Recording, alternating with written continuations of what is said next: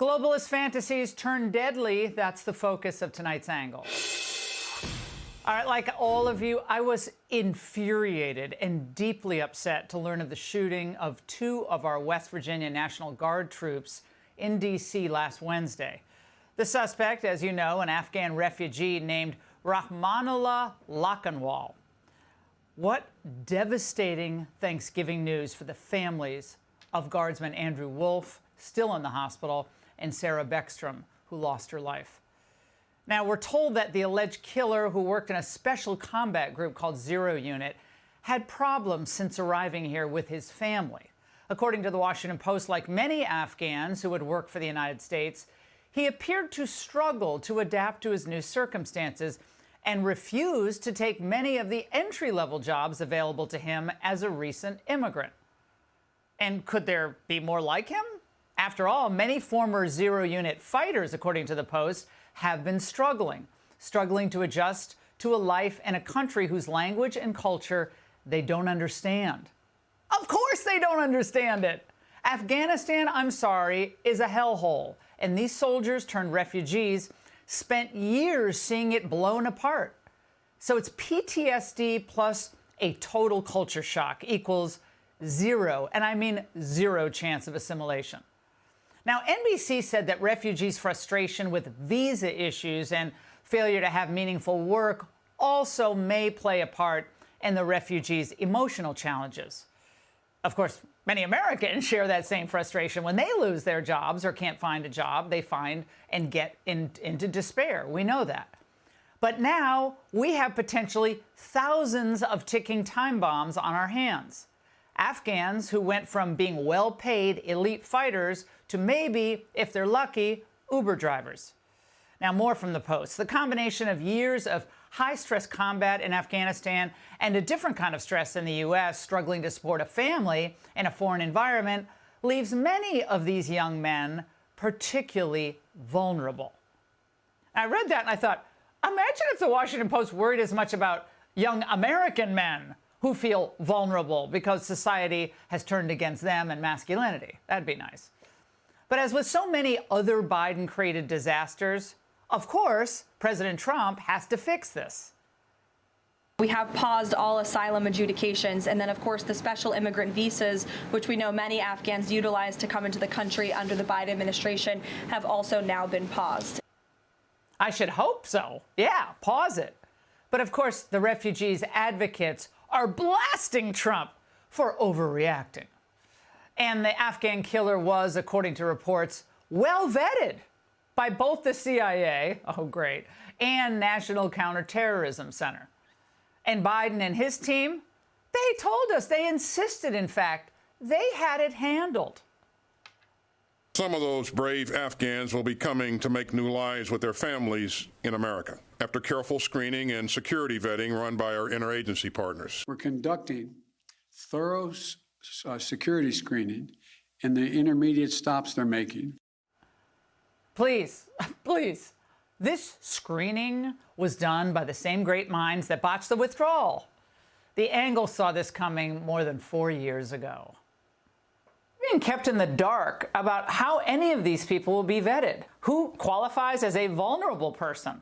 By looking at the news and the websites tonight, pretty much everyone in Afghanistan is vulnerable.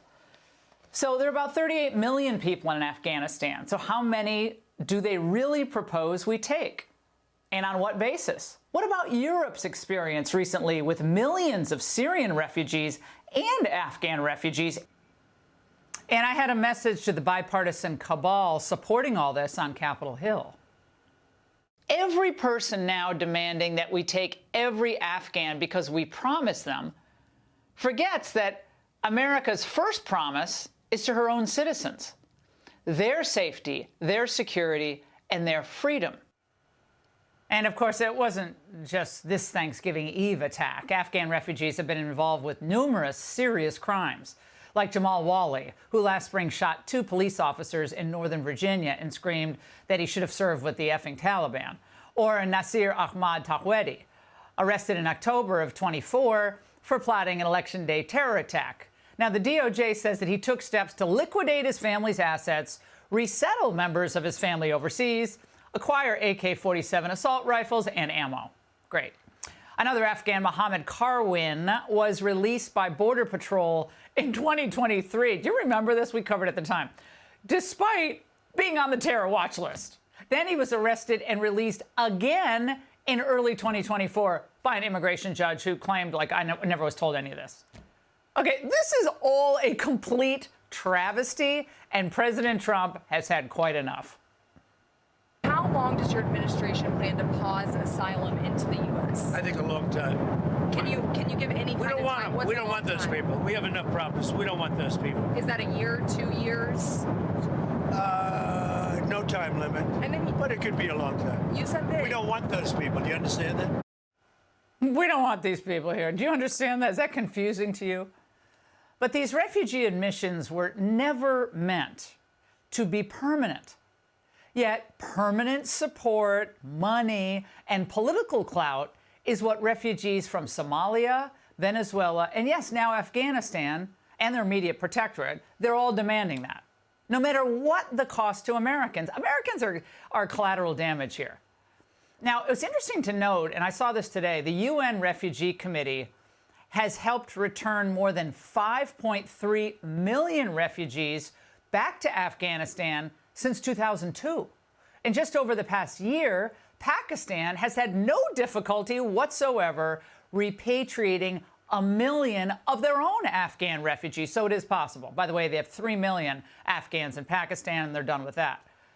So it is time for the refugees to go home and work to better their own homeland, because this experiment has been an utter failure. And as President Trump has said, we have enough of our own problems, and that's the angle. Fox News alert, it is Judgment Day. Sources say Maduro's been praying to Jesus. That's the narco-terrorist, socialist dictator who took over for Hugo Chavez in Venezuela and keeps flooding American streets with migrants, gangs, and cocaine. 11 U.S. warships, including our largest carrier, the USS Gerald R. Ford, are now in the Caribbean. Venezuela is surrounded.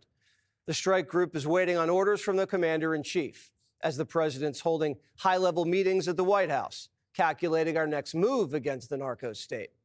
The choice is Maduro's. Trump's giving him an ultimatum: abdicate power or else. After Trump's phone call with the dictator, that's the best offer. The New York Times reported that you had a phone call with Maduro. Did you? I don't want to comment on it. The answer is yes. And can you tell us a little bit No, about I can't do that. Mr. President, would you say it went well? No, I wouldn't say it went well or badly. It was a phone call. This time, it wasn't a perfect phone call. The Venezuelan strongman reportedly asked for global amnesty, and Trump said, how about no? Then he said, what if I hold free and fair elections? Trump said, no, you already did that and you lost. Then he asked, if I step down, can I still control the military? 47 said, pack your bags. Even with a $50 million bounty on his head, Maduro's maintained an iron grip on power by bribing his cronies with kickbacks from the coke, oil, and gold rackets. But this time, the narcos aren't calling shots anymore. Uncle Sam is, a.k.a. Trump. And the president's tightening the noose. In the last 24 hours, Trump declared the airspace above Venezuela entirely closed. Closing airspace can only mean one thing. This is escalating, and it's escalating quickly. The commander-in-chief isn't going to ratchet up the pressure, then walk away without a win. There's no way Maduro can face down the full force of a U.S. carrier strike group. The president is keeping his options open. What's the position on whether U.S. troops on the ground is a possibility there? Is that, I know you've answered that before, but what's the current operative In status? Venezuela? I think my previous answer stands. There's many options at the president's disposal that are on the table. Maduro's a sitting duck, and word on the street is he'll be out of power before Christmas. No one's bailing the socialist out. He's getting no love from his sponsors in Beijing and Moscow. Putin and Xi Jinping are at the table with Trump doing much bigger trade and diplomatic deals. They're not going to throw Maduro a lifeline and jeopardize the deals over a small fry in our backyard. And we're doing the Europeans a big favor.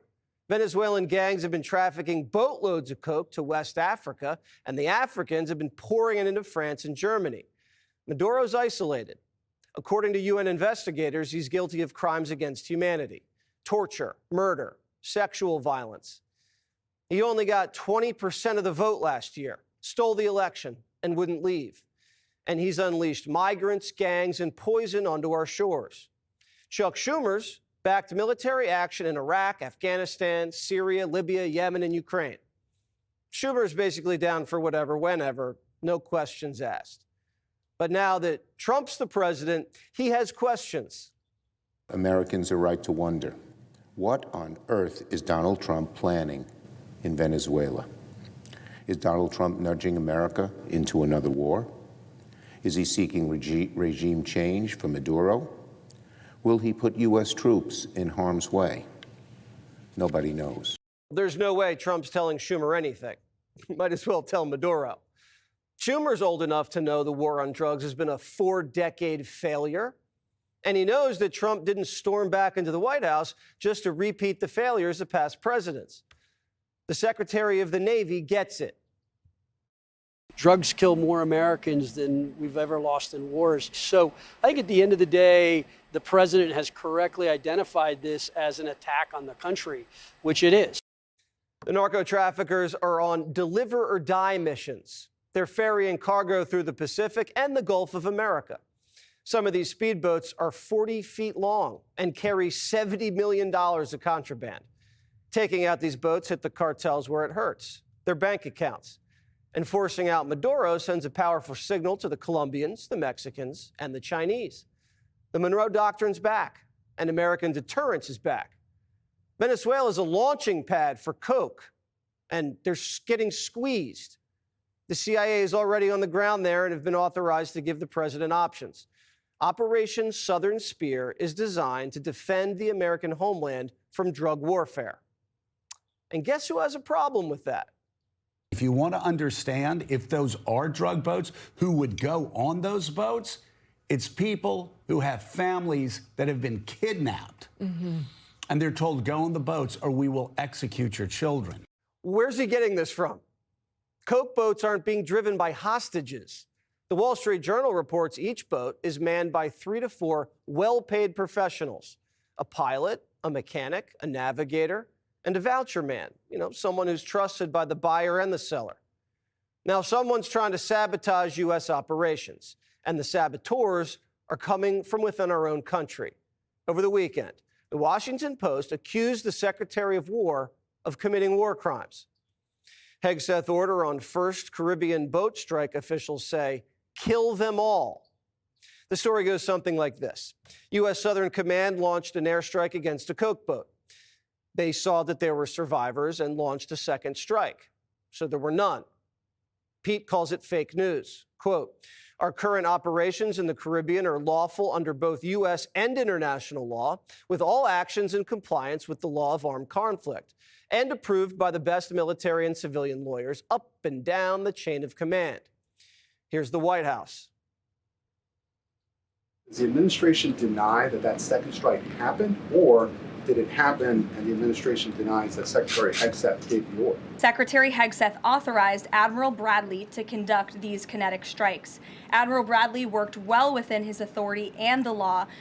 Lethal operations like this go through layers of lawyers. From the War Department, state, national security, everything goes up and down the chain of command and gets signed off on because we value life in America. The United States has conducted strikes all over the globe like this for decades. But for some reason, when President Trump does it, it's a crime. What law is it that allows no survivors? The strike conducted on September 2nd was conducted in self-defense to protect Americans in vital United States interests. The strike was conducted in international waters and in accordance with the law of armed conflict. When Barack Obama authorized lethal strikes against ISIS during the war on terror, and our operators launched a missile at a convoy of ISIS fighters, and the missile hit, boom, everyone's dead. Wait, the smoke clears. You see one guy still hanging off the back of a Humvee, trying to get away. You double tap, boom, you finish the job. You're not going to send American men in to grab the surviving terrorist, put him in handcuffs, and take him to our base and give him a dinner and a doctor. This is no different. These cartel traffickers have been designated as foreign terrorists. We're blowing up terrorists in the Caribbean, but we're supposed to rescue them from drowning if they survive? Now, I don't know what happened with this strike, but Senator Van Hollen, who never met a Latin gangbanger that he didn't like, has a new hoax. New hoax alert. New hoax alert. New hoax alert. I think it's very possible there was a war crime committed. Of course, for it to be a war crime, you have to accept the Trump administration's whole construct here. That we're at war. Which is we're in armed conflict at war with the drug gangs. Of course, they've never presented the public with the information they've got here. But it could be worse than that, right? If that theory is wrong, then it's plain murder. Barbaric cartels are injecting billions of dollars of narcotics into our country, causing death and violence and addiction. That's not a war crime, but stopping them is a war crime. Now we know what the Seditious Six video was setting up. Do you believe if there was a second strike to eliminate any survivors, that constitutes a war crime? It seems to. If what has been reported is accurate, I've got serious concerns about anybody in that chain of command stepping over a line that they should never step over. It makes sense, doesn't it? Kelly and his crew were telling soldiers to disobey their superiors to hit coke boats. Next time the Secretary of War orders a coke boat blown, we could see soldiers mutiny. Democrats are telling soldiers to mutiny. Just say simply, I'm not going to do that. That's against the law. It puts a lot of burden on the troops to make a decision in real time. But a reasonable person can tell something that is legal and something that is illegal. So would you refuse these specific orders to strike drug boats if you were still in uniform? Well, the difference between the initial strike and what is being reported, as a second strike, and those things are different. I think this administration has tied themselves in knots. Well, the ladies of The View, who I know have never done cocaine, ever, says not only is Hegseth a war criminal, but all the rank and file should go on trial. The person who gave the order can be held accountable and put in prison. The people that conducted the orders, that pulled the trigger, are also responsible and can be held accountable. So now you have people that are serving their countries, that are serving this country as patriots, perhaps following an illegal order, and then themselves can be court-martialed. I don't think American servicemen and women participating in Operation Southern Spear are watching The View, but word's getting out that following orders in Latin America could land you in Leavenworth. Senators are telling soldiers to use the N-word. You mentioned that you were a captain in the Navy. If you received that order, would you have carried it out? No. Trump says no one's getting punished except the people interfering with military operations. Quote, there are laws that affect our nation. Read Title 18, Chapter 115, Section 2387. Whoever with the intent to interfere, impair, influence the loyalty, morale, or discipline of the military and naval forces will be fined or imprisoned up to 10 years. So where do these people even get off? The Biden administration, after Abbey Gate, executed 10 Afghans with a Reaper drone and called it a righteous strike. 48 hours later, oops, it was an innocent family. I guess it's not a war crime if it's an accident. Bombs Away Barry dropped over 20,000 bombs on 7 countries in 2016. Killed thousands of people. Not all of them were terrorists. There was a lot of collateral damage. Was anyone court-martialed? What we're witnessing now is a setup. The Washington Post leaks a story about a double-tap strike, and the Seditious Six comes out and calls it a war crime. A week after their video told soldiers to disobey orders. It's so obvious, The View sees it. Well, I know this is why those Democratic vets put out that video last week that people said, why would they need to say what's already obvious? The likelihood of this is it's not a war. We're not at war with Venezuela, but it's murder. It's flat out murder. And anyone that acted on those orders could be held on war crimes. They've been foaming the runway for a while. CIA Slotkin, who's running point for this domestic propaganda operation, said last month, Trump not Maduro, is the real dictator. He seems to be laying the groundwork to stay in power.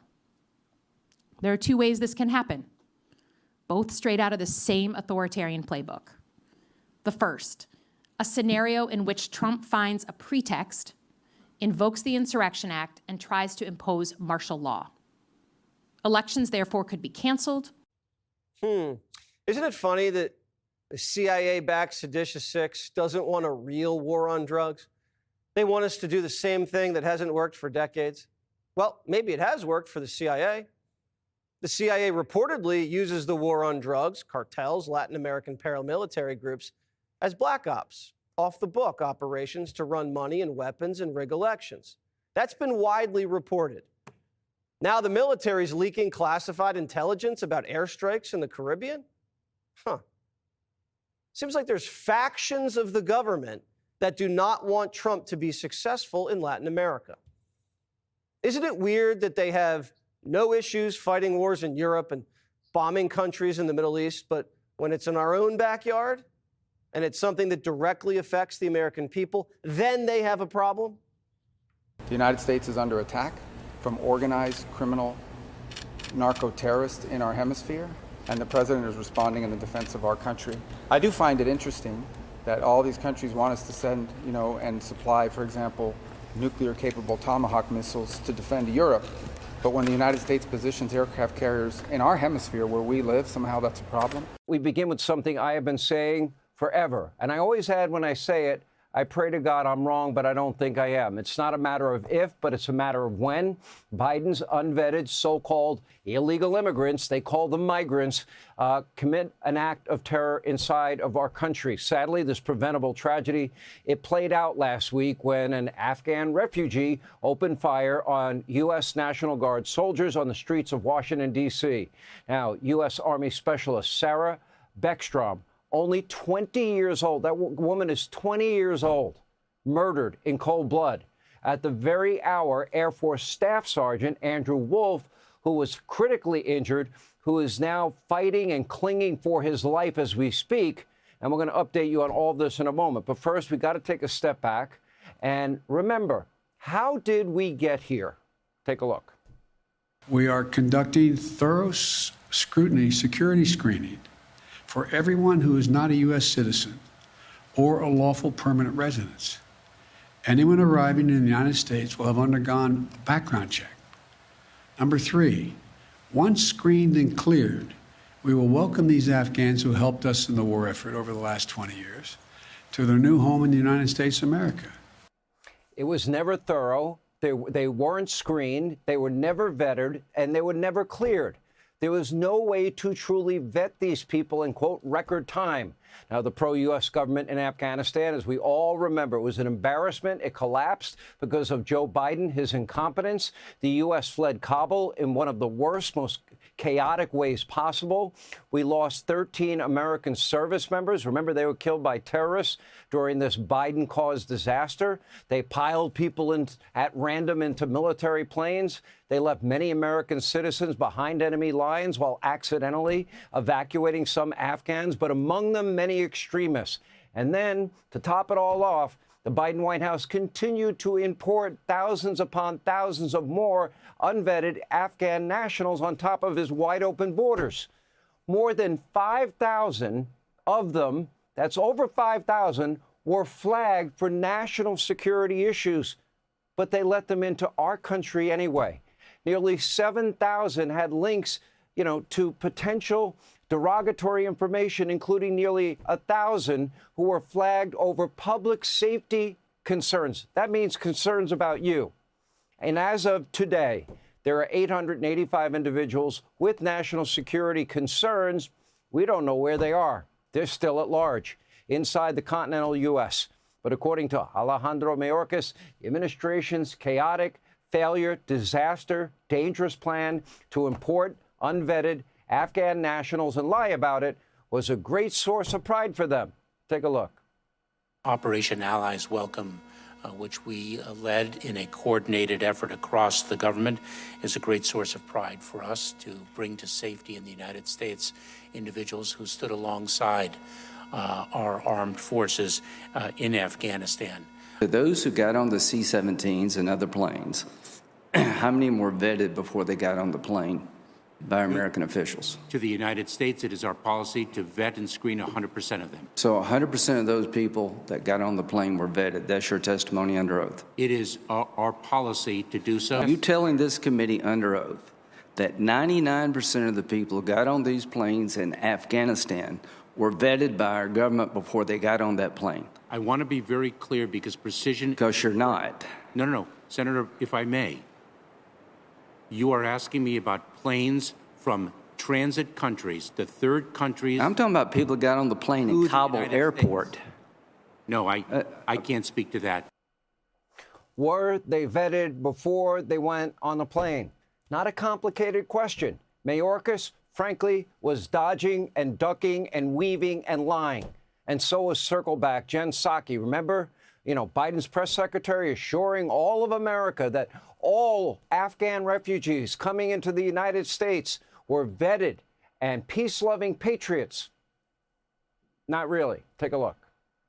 I can absolutely assure you that no one is coming into the United States of America who has not been through a thorough screening and background check process. And there are many individuals, as you noted, who have not been through that process, and they have gone to lily pad countries as that process has been completed.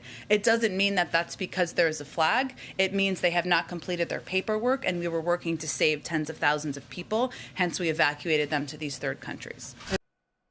Just like the millions and millions across the border of the roughly, 76,000 plus Afghan nationals that Biden officially welcomed into our country was just a small portion of the millions and millions. We have called attention to it over and over during the 4 years of Biden-Harris Mayorkas. Unvetted, illegal immigrants allowed into this country, 12, 20 million, gotaways. We have no idea how many people they allowed in. We do know they came from everywhere. We do know they came from over 200 countries. We do know many of the countries they came from had terror ties, and almost none of them vetted. And the big lie that they told over and over and over again, the borders closed, the borders secure, that was the mantra of the Biden-Harris Mayorkas, administration and their complicit allies in the media mob that never asked a question. They never dared raise the questions that needed to be asked. Now, in response, DHS Secretary Kristi Noem issued this statement, quote, "I am recommending for a full travel ban on every damn country that's been flooding our nation with killers, leeches, and entitlement junkies. Our forefathers built this nation on blood, sweat, and the unyielding love of freedom, not for foreign invaders to slaughter our heroes, suck dry our hard-earned tax dollars, and snatch the benefits owed to Americans. We don't want them, not one." Unfortunately, Democrats are now vilifying the very people trying to clean up Biden's disaster.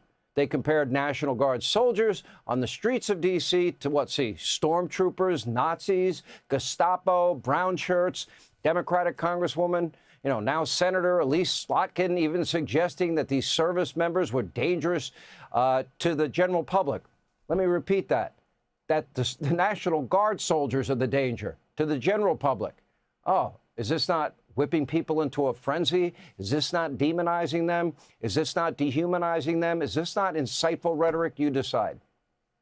When you look at these videos coming out of places like Chicago, it makes me incredibly nervous that we're about to see people in law enforcement, people in uniform military get nervous, get stressed, shoot at American civilians. It is a very, very stressful situation for these law enforcement and for the communities on the ground. By every single metric, safety in Washington, D.C. vastly has improved with the assistance of these brave men and women, these National Guard soldiers. They are saving lives. Homicide rate down 60, 70% in some cases. And it's not just D.C. FBI Director Kash Patel says the homicide rate for 2025, when the numbers come out, will likely be the lowest in decades in this country. And this is thanks in large part, to policing, to our National Guard. But according to one Democratic strategist, more National Guard soldiers really just means more targets for violent criminals. Wow. Remember the big stink the media made? Targeted districts of Sarah Palin? Unfortunately, this never-ending rhetoric from Democrats, the leftist media, it is putting all of these brave men and women, our national treasure, at risk. As one young man, Andy, tonight is fighting for his life in a hospital. Even Senator Mark Kelly suggesting this weekend that our servicemen and women could face criminal charges when Democrats take back power if they carry out unspecified illegal orders from President Trump.